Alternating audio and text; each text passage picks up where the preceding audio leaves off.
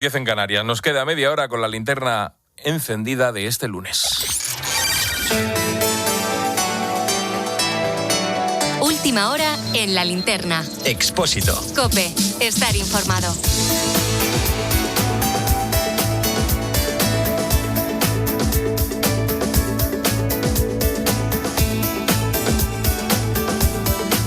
Pues una noche en la que seguimos dándole vueltas a la crisis de Ceuta y continuamos analizando si el gobierno pudo evitar la entrada masiva de migrantes en la ciudad autónoma. Lo último que hemos conocido esta noche, te lo hemos contado aquí en directo, en la linterna, y es que a eso de las 9:15, miembros de Cruz Roja comenzaban a dar de cenar a los inmigrantes subsaharianos que estaban en torno al CETI, porque siguen muchos inmigrantes por las calles de Ceuta. Es verdad que ya no están en el centro, sino que están apartados en esos barrios, en torno a este centro de acogida temporal de inmigrantes. Y a las 9:15 de la noche, nuestro compañero Israel Remuñán, que ha hecho hoy allí la tarde y la va a hacer mañana, nos contaba cómo estos trabajadores de Cruz Roja salían a las afueras del centro, donde se concentraban 1.500 subsaharianos, para darles unas latas de bonito y unas galletas. Empezaba ya ese tratamiento humanitario a esa gente que llevaba varios días sin comer. Pero al final, todo tiene una deriva política. Y lo último, en esa cuestión política, lo hemos conocido esta noche y viene de Marruecos. Cuenta la agencia EFE que el país vecino alertó a España días antes de que la decisión del Tribunal Supremo iba a debilitar un elemento crucial de la cooperación migratoria. Dicen en Marruecos que un juez español desactivó el elemento disuasorio y que esto se ha visto amplificado por las redes y por las mafias. Es decir, lo que viene a decir Marruecos es que la culpa es del Supremo.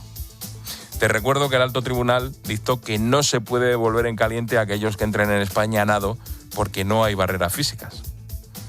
Es decir, este aviso de Marruecos no es causa y efecto de lo sucedido, pero sí nos muestra que el gobierno español pudo hacer algo más cuando se encontró con esta sentencia del Supremo. Les estaban alertando de lo que estaba ocurriendo. Esas boyas que Sánchez anunció el viernes, esas boyas que se han instalado ya hoy en las aguas de Ceuta, se podían haber instalado antes. Y hablando de saber o no saber, fuentes de seguridad del Estado aseguran a COPE que tanto el Centro Nacional de Inteligencia como los servicios de información policiales informaron al interior de los movimientos detectados hacia la frontera, algo que contradice al ministro Fernando Grande Marlaska, que hace unos días negó haber recibido información del CNI. Hoy, la ministra de Defensa, Margarita Robles, de quien depende el CNI, ha defendido a los servicios de información.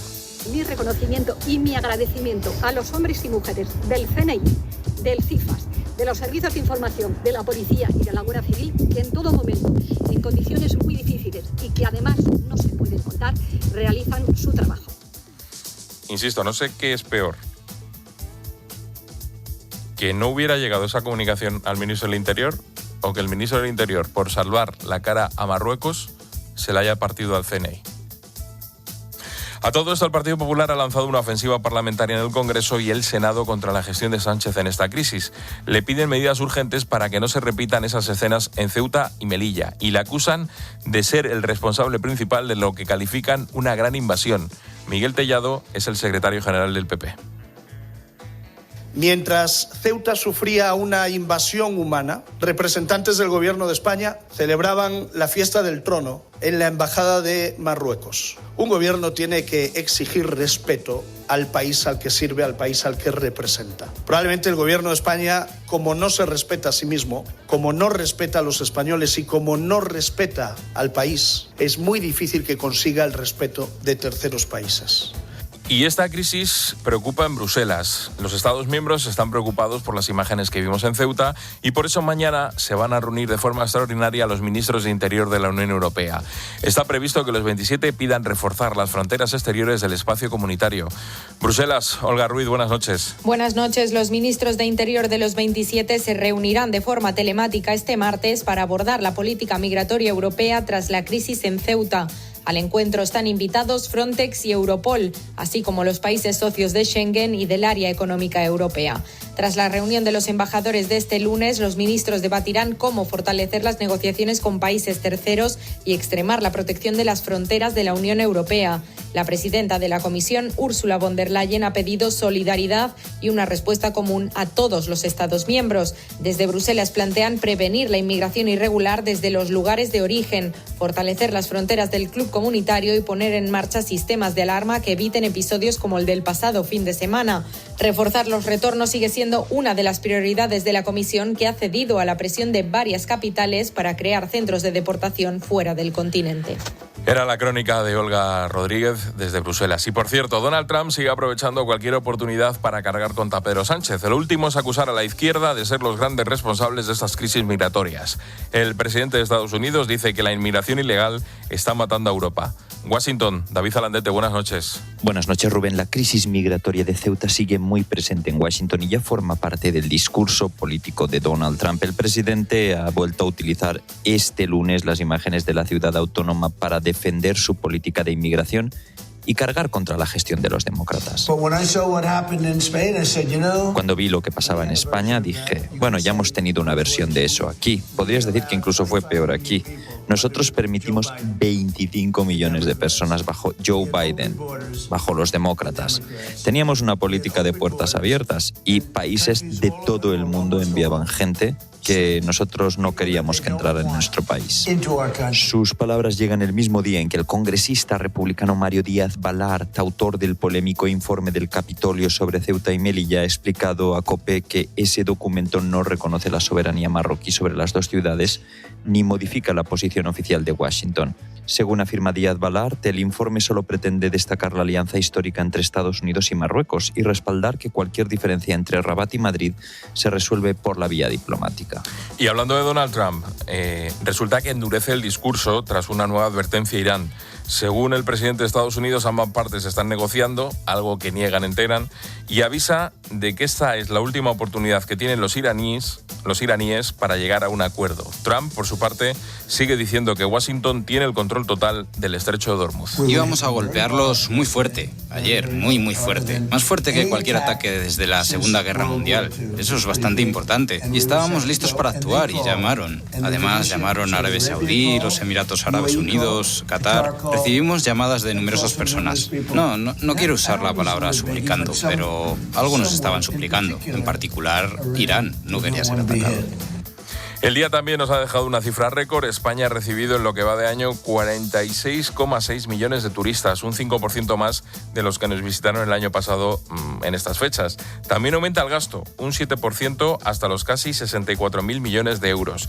Y mañana también tendremos que hablar de otro dato, porque conoceremos cómo se está comportando el empleo en verano. Ya te anticipo que la hostelería y el turismo siguen tirando de las contrataciones. Marta Ruiz, buenas noches. Buenas noches. El verano récord en turismo que estamos teniendo seguirá traduciéndose en buenas cifras de empleo. La estacionalidad sigue marcando nuestro mercado de trabajo a pesar de la reforma laboral. Ya lo vimos en junio, cuando servicios, comercio y hostelería generaron la mitad de los 128.000 nuevos puestos de trabajo. Fue el mejor junio en 5 años, pero con un descenso del paro que perdió fuerza con respecto a hace un año y con un paro efectivo, el que tiene en cuenta todos los demandantes de empleo como fijos, discontinuos, inactivos, rozando los 3 millones, muy por encima de los 2,3 millones de paro registrado, el paro oficial. Veremos qué nos ha dejado julio, pero en el primer semestre del año apenas el 18% de los contratos firmados fueron fijos a tiempo completo. Son los matices de un mercado con ocupación récord por encima de los 22 millones. Y tras unas semanas muy complicadas a consecuencia de los incendios forestales, hoy los servicios de extinción respiran algo aliviados. Sin embargo, los efectos del fuego son difíciles de superar. Hoy en COPE te estamos contando cómo se recupera un pueblo tras haber superado un incendio. Porque está a punto de cumplirse un año del devastador incendio que asoló Las Médulas, en León. Un paraje natural declarado Patrimonio de la Humanidad por la UNESCO quedó devastado. Y con él, muchos municipios. El fuego arrasó más de 26.000 hectáreas. Sefi García. Carucedo es un pequeño municipio de 500 habitantes en el corazón de las médulas. Su alcalde, Alfonso Fernández, todavía no ha sido capaz de pasear por el bosque quemado. Ve la negritud desde su casa, pero no ha pisado el terreno. Los vecinos han vuelto, pero un año después, algunas cosas han cambiado. Nadie ha marchado, el pueblo ahora mismo está como está. Las expectativas de si está como antes, pues no, porque es un pueblo que vive prácticamente del turismo y los restaurantes están a medio gas, por decirlo así, porque no hay la afluencia que había, por ejemplo, en julio del año pasado, previo al incendio, y después con un temor, cada vez que se ve un helicóptero volando se siente, aparte de que hay fuegos todo alrededor, hay mucho nerviosismo. Más de 70 científicos del CSIC y 6 millones de euros han logrado reverdecer las médulas, el lugar patrimonio de la humanidad, motor económico de la zona. El fuego destruyó el 70% de su superficie. Hoy el lugar va recuperando su morfología. Marian Revuelta es gerente de la fundación. Yo inicialmente cuando vi el incendio ya creí que no quedaría nada. Sí nos dijeron que se iba a recuperar rápido. La imagen que hoy en día se tiene desde el mirador de Orellana hacia Valiñas no dista mucho de la que era hace un año. El fuego respetó el corazón de las médulas, pero el luto sigue instalado en los vecinos. La reconstrucción está todavía en marcha, por dentro y por fuera.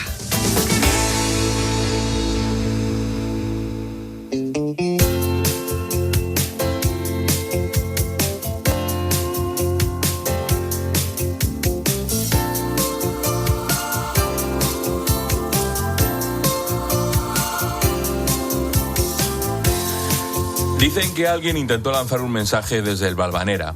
Lo cierto es que nadie lo recibió y que la última comunicación con el barco se produjo a las 7:50 del 9 de septiembre de 1919. Lo que se sabe seguro es que el huracán fue devastador y que cuando el temporal amainó, la Guardia Costera de Estados Unidos salió a buscarlos. Pero solo encontraron el mástil. Estaban más cerca de Florida que del puerto de La Habana, que era su destino. Buscaron supervivientes, pero no encontraron a nadie. Tampoco recuperaron ni un solo cadáver. Fue como si el barco hubiera viajado sin pasajeros ni tripulación. El Valvanera había salido de los astilleros escoceses. Sus 122 metros de eslora podían cargar más del doble de su peso, es decir, 12.500 toneladas y media de mercancías. Además podían viajar 500 pasajeros, la mayoría emigrantes españoles que huían de la miseria a América. Se trataba de un vapor transatlántico más impresionante de la naviera gaditana Pinillos. Su hundimiento es una de las peores catástrofes de la historia de la Marina en tiempos de paz. Un naufragio que, a pesar de su magnitud, fue olvidado. Una tragedia que la periodista, profesora y escritora nacida en La Habana, Mirta Ojito, ha recuperado en su primera novela, La memoria de las olas, que edita Espasa. Esta noche ponemos el lazo a la linterna con Paloma Serrano y nuestra historia bonita y de reencuentros de varias generaciones de mujeres conectadas a ambos lados del Atlántico. Buenas noches, Paloma. ¿Qué tal, Rubén? Buenas noches. Mirta Ojito es una colega de raza. Ha trabajado para cabeceras de gran prestigio como The Miami Herald, The New York Times. Ella y su equipo han recibido el Pulitzer y un Emmy. Vamos, que tienen un buen olfato para identificar grandes historias. Y el hundimiento de Valvanera, cuyo pasaje eran emigrantes, la mayoría canarios, que buscaban al otro lado del Atlántico el futuro que su país no les podía ofrecer, es una gran historia. La descubrí por casualidad porque estaba en Cayo Hueso promoviendo mi primer libro en el año 2006 y me encontré este libro maravilloso de Fernando José García Echegoyen. El libro se llama El misterio del Valvanera. Me pareció raro ver un libro en español en Cayo Hueso en ese momento. Lo compré, me lo llevé al hotel, lo leí y bueno, me quedé fija porque yo no sabía nada de la historia del Valvanera.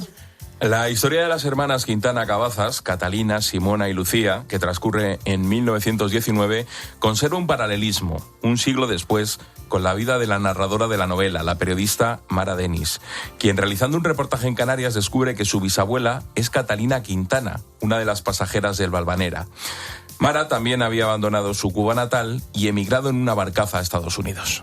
En realidad el libro es eso, es la búsqueda de tus raíces, ¿no? Mara no sabía, no tenía idea. La madre la llama y le pide que por favor le consiga su certificado de nacimiento porque se quiere hacer ciudadana española, como tantos cubanos, tantos latinoamericanos han hecho recientemente. Como sabes, la fecha para solicitar ciudadanía española para los descendientes de españoles nació en octubre y eso me inspiró parte de la historia.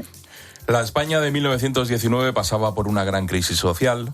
La Primera Guerra Mundial había dejado los campos esquilmados, los alimentos eran escasos, las huelgas se extendían por las ciudades, la gripe española empezaba a cobrarse los primeros muertos y la guerra de África estaba dejando a los pueblos sin jóvenes. Cuba se beneficia de toda esta mano de obra española que llega de la gente muy pobre, algunos de ellos o muchos de ellos analfabetos, incluso gente que había pasado hambre, mucho trabajo, acababa de pasar la Primera Guerra Mundial y van buscando mejores horizontes. Y es un momento también muy importante para Cuba porque había mucha carencia de mano de obra y mucho trabajo, sobre todo en la caña de azúcar, el café, el tabaco.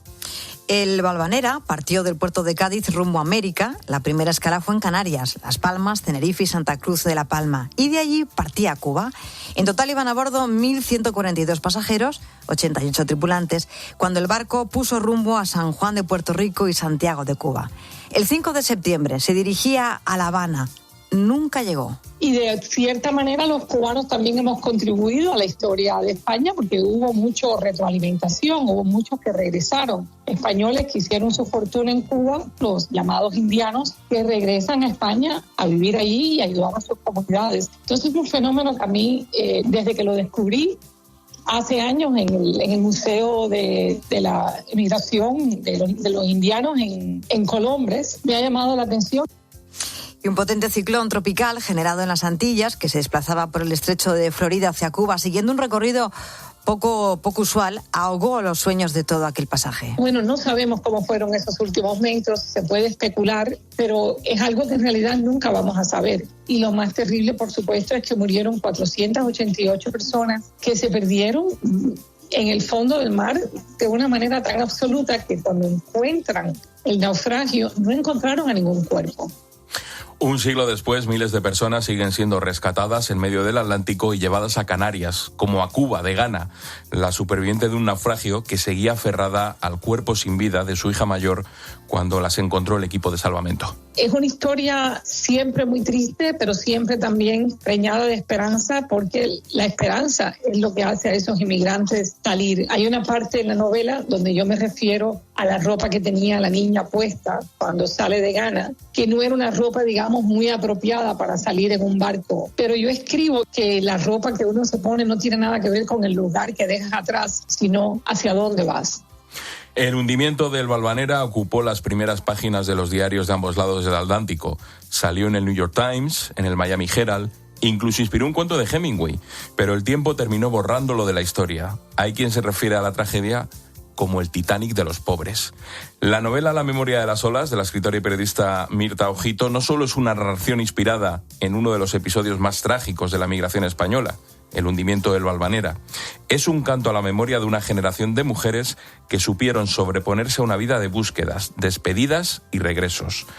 Una biografía en la que el viento no siempre sopló a favor. Gracias, Paloma, por poner el lazo a la linterna con nuestra historia bonita del día. Hasta mañana.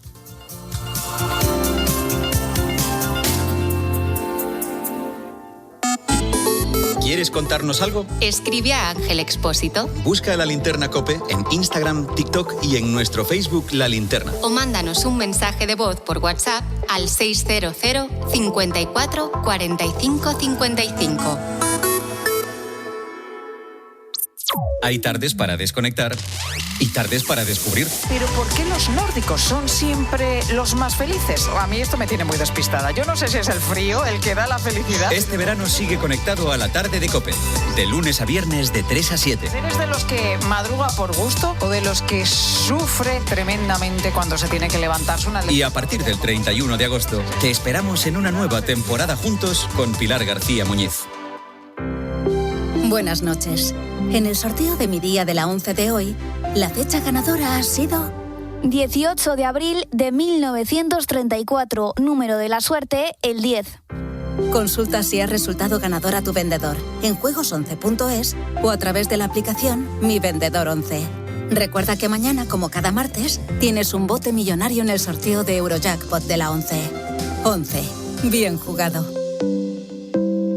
Nunca nada se toca la moto de un compañero. Cuando eres motero, hay muchas leyes no escritas. Pero cuando eres mutuero, hay una ley que sí está escrita. Y es la siguiente.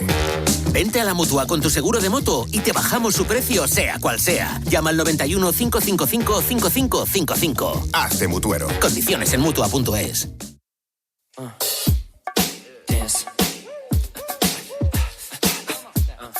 Let me see you move. Come on, come on, come on. Dance. Let me see you move. Como cada día te resumimos a través de los sonidos de COPE las noticias y las voces que han marcado la jornada, y para ello tengo a Nekane Fernández. Nekane, buenas noches. ¿Qué tal, Rubén? Muy buenas noches. Pues aquí, pasando la noche.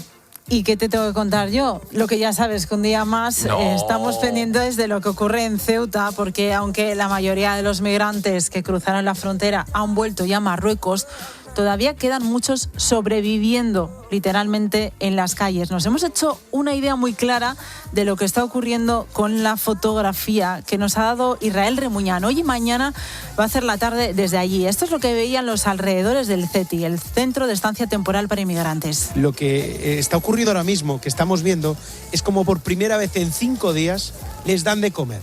Por primera vez en 5 días reciben algo de comida y algo de bebida. Y es lo que estaban repartiendo aquí personal de la Cruz Roja. Lo que les dan son, 2 latas de atún a cada uno, un brick de leche, una botella de agua y unas galletas de chocolate. Fíjate si han pasado hambre, Rubén. Se habían caído tres galletas al suelo a uno de los chicos, y el que venía detrás se ha agachado rápido a cogerlas, aunque estuviesen sucias, y las ha guardado para comérselas. Por cierto, cuenta Exteriores en un comunicado que la práctica totalidad de inmigrantes ha regresado a Marruecos. Bueno, pues el testimonio de Israel Remuñán demuestra que todavía hay gente allí. El CETI aproximadamente había unas 1.000 personas alrededor, y en distintos puntos de Melilla todavía quedaban inmigrantes. Así que práctica totalidad. Pues si tenemos en cuenta que entraron 80.000, pues a lo mejor sí, la práctica totalidad, pero estaría bueno que se precisara el dato. Nos hemos preguntado también qué mecanismos tiene la Unión Europea para ayudar en una crisis así a España. Los hay, pero como ha explicado Alejandro del Valle, que es catedrático de Derecho Internacional y Relaciones Internacionales de la Universidad de Cádiz, España no acepta la ayuda. El gobierno español ha decidido mantener en el plano bilateral España-Marruecos, no europeizarlo. La semana pasada ofrecieron una operación de Frontex, que me temo la van a rechazar también el gobierno, ¿no? Hace falta la solicitud del gobierno, y el gobierno no tiene intención de solicitar estos niveles de europeización para llegar a lo que creo que debe ser, que es una relación Unión Europea-Marruecos.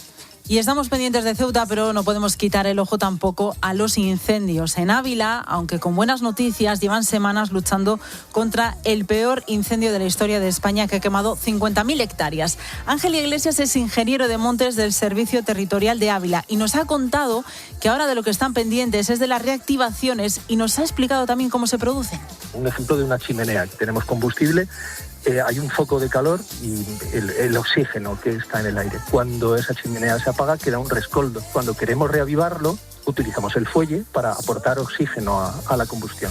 Lo mismo pasa en la naturaleza, en los incendios, solo que en lugar de tener una chimenea, pues tenemos 120.000, 130.000 chimeneas una detrás de otra. Se levantan estos vientos que estamos teniendo en estos episodios de este verano, pues en algún punto se producen reactivaciones. Es prácticamente inevitable.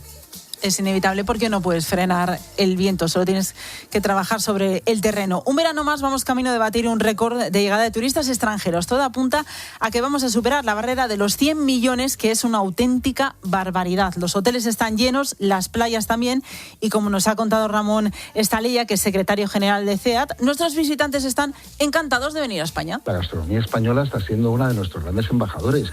La alegría que hay en nuestras calles, ¿no? Nosotros, que permanentemente pensamos los españoles que tenemos muchísimos problemas, que los tenemos, pero es que los extranjeros vienen a nuestro país y encuentran seguridad en las calles, se lo pasan bien y ven que los españoles nos lo pasamos bien, que tenemos un 9,8 de índice de satisfacción del visitante, que en la media pues seguimos siendo el número 1 de competitividad mundial. Y con este chute de orgullo, ¿quién quiere salir fuera? Y menos si el destino está muy lejos, gracias a nuestro compañero de deportes, a Carlos Saez. Hemos aprendido un poco de geografía. El Getafe hoy ha conocido a su rival o a sus dos posibles rivales en la Conference League. Uno con más nombre. ¿Dónde te toca ir? El Partizan de Belgrado, y otro desconocido completamente, que es el Tobol de Kazajstán. Tobol de Kazajstán. ¿Has estado allí? Es la primera vez en mi vida que escucho hablar de este equipo. El club de fútbol Tobol juega en la ciudad de Kostanay, fue fundado en 1992 y entre sus logros está la Intertoto, ¿te acuerdas? De 2007. De Madrid a Astana, la capital de Kazajistán, hay 11 horas de vuelo con una escala, y de la capital a Kostanay hay 1 hora de avión. Por el bien de la afición del Getafe y por los jugadores del Getafe, espero que sea el Partizan de Belgrado quien se clasifique para esa conference. Y no me quiero olvidar de que hoy es el primer lunes de agosto y por lo tanto algunos han vuelto de vacaciones. Alejandro Requeijo, bienvenido.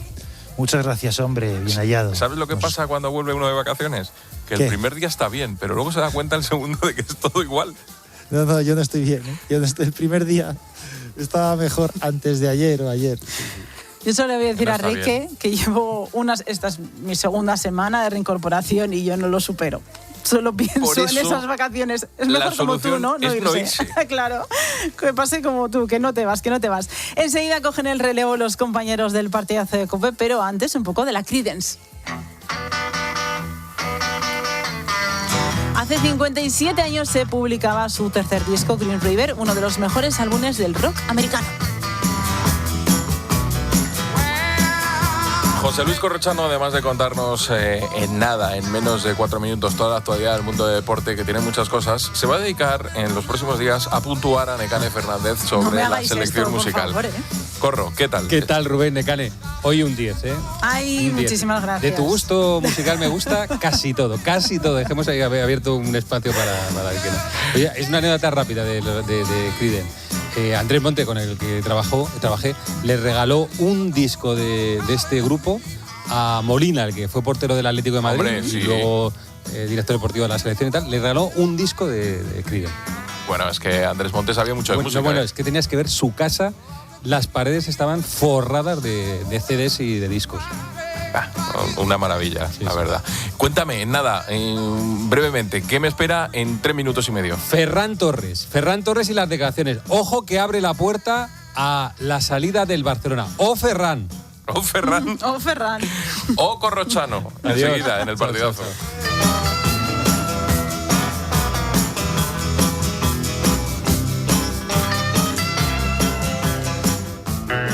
Expósito. La linterna. Escuchas COPE. Y recuerda, la mejor experiencia y el mejor sonido solo los encuentras en cope.es y en la aplicación móvil. Descárgatela. Sí, Herrera, mira que soy el piso del segundo. Vale, me han puesto un precio loco, pero loco. O me regalan o me sobrevaloran. Así no hay quien me compre. Tranquilo, querido. Usted lo que necesita es a Gilmar, que lleva más de 40 años valorando correctamente a pisos como usted. En Gilmar entendemos tu casa porque sabemos que valorar bien es vender mejor. Gilmar, de toda la vida un lujo. 900-121-900. Soy Arguiñano. Yo elijo el súper número 1 en calidad-precio porque tiene ofertas como estas. Ahora en Lidl elige melón piel de sapo a un superprecio imbatible, 0,69 el kilo. Y con Lidl Plus 400 gramos de langostinos a 3,19 y ahorra un 15%. No aplicable en Canarias. Lidl, vale la pena. Hola, esto te interesa. Línea Directa ha conseguido lo nunca visto en los seguros de hogar. Si tienes el seguro de hogar vinculado a tu hipoteca y lo traes a Línea Directa, pagas un 40% menos garantizado y con las mismas coberturas. ¿Y lo del sorteo? Es verdad. Solo por calcular el precio de tu seguro entrarás en el sorteo de un año de hipoteca gratis. Llama o entra en lineadirecta.com. Ocasión Plus. ¡Atención! Disfruta estas vacaciones estrenando coche. Llegan las rebajas de verano de Ocasión Plus. Aprovecha 3.000, 5.000 y hasta 8.000 euros de descuento en miles de coches. Solo este verano, del 3 al 14 de agosto. Más de 120 centros por toda España. Mójate y ven a por tu coche. Meter la maleta, la tuya, la suya, la de tus hijos, sombrillas, toallas, abanico y crema de sol. ¿Has cogido el bañador? Has cogido bañador. Rotonda, salida, atasco, 20 kilómetros, 90, 200, que si tengo hambre, que si tengo sed. ¿Cuánto falta